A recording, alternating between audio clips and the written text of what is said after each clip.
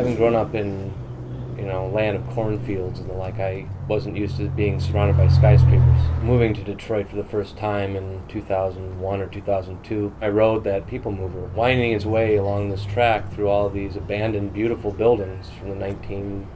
The next station is Greentown. I was just always amazed looking around all the details along the top and the trim, and how could this be abandoned? What's its story? How did it get to be this way?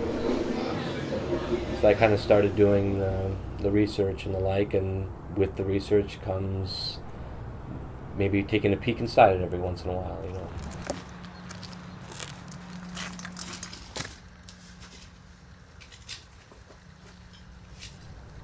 You're not a conquistador, but you're kind of exploring.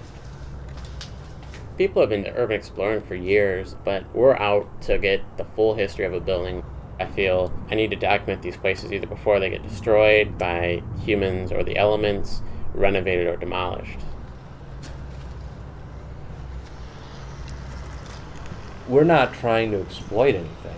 The ruin porn slam that we've been accosted with a couple of times, we're not trying to... We're not trying to glamorize ruins and Yeah. say, it's an abandoned building. We're trying to look beyond an abandoned building and say, it's an architectural, significant building that happens to be vacant or abandoned. Why do people go into these buildings? One, because they can. And they can do it in Detroit. The chances of getting caught are minimal. I'm not going to lie. Climbing up a 36-story abandoned building and being on its roof and looking for miles around. It's something that most people don't get to do. Breathtaking, amazing. It's like you're taken into another world. It seems like a race against time to document these buildings before many others get in there. If you get in, building's been open for a little bit, things are smashed and destroyed, whereas they were intact, a few weeks before.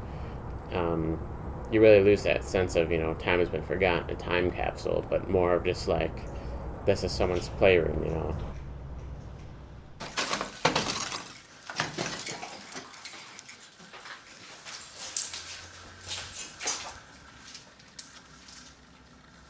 Somebody's living in there, so I try to stay away.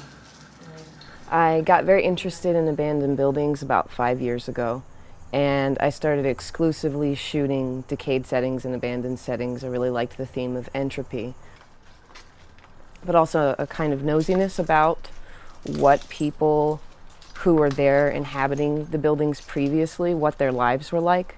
And so it was kind of an enjoyment in getting to feel like time had stopped and frozen, and you get to wander around in the buildings and peek at things that you don't usually have access to. Hello. How you doing? I recently moved here from New York. I used to have to spend about 3 hours driving outside of the city to get to the buildings. And I had been told that there was a significant amount of decay and wonderful places to see in Detroit. And finally made it out last summer. I went in the buildings and enjoyed that. There was decay everywhere, which fulfilled my need to see this kind of world.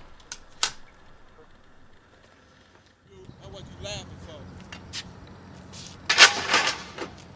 Got scavengers, got people who rip you off in a minute. That's why I told you to be careful up there. Yeah. You got people waiting in the wings, Right. just waiting for people like you to come. I got chased in that building before. What, this one right here? Yeah, they chased me for a while. I locked myself in the closet, had my knife out, my pepper spray, ready to go.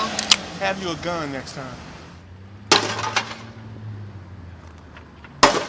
You can get arrested, You can get arrested, you can get accosted by scrappers. robbed, you can fall through a floor. It's dangerous. I think it's important to risk it to have a record for future generations. Every once in a while through our website, buildingsofdetroit.com, we'll get someone contacting us saying, the Grandy Ballroom is amazing, and I want to save it. And so it's not just people coming there for their ruin porn fix. There are a lot of people who are intrigued by the building, and you're kind of saying, here's what's there. It's up to you to maybe make it something else.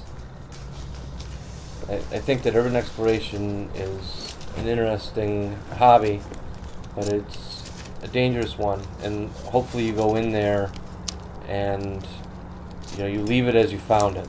And you don't steal things, you don't destroy things, you don't tag things. Because if you destroy something, chances are it'll come down.